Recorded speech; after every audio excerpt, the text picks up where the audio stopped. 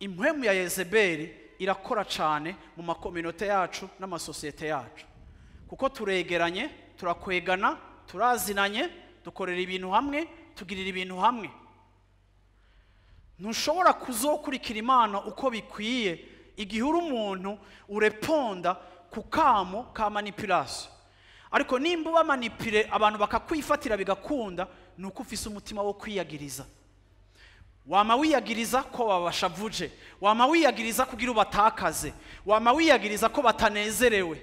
Bagukorera ikosa ukaba uwa mbere kubasaba ikigongwe, atari ukuri umukristo cyane, ariko baramaze kumenya kuri faible bakabikinirako. Bakagushira ahantu iminsi yose wama wumva uri coupable. Impwemu ya culpabilité ni ikintu kibi, kandi nico kintu Satani akoresha iminsi yose agomba gukontrola abantu, groupe y'abantu canke umuntu. Ugomba kubasubira muri kino gitondo yuko utari umuntu ari coupable, iminsi yose coupable, ku buryo wacitse igikoresho c'abamanipulateur bose baza ku nzira yawe, baza mu buzima bwawe. Kuko kwiyagiriza ni ikintu kibi cyane.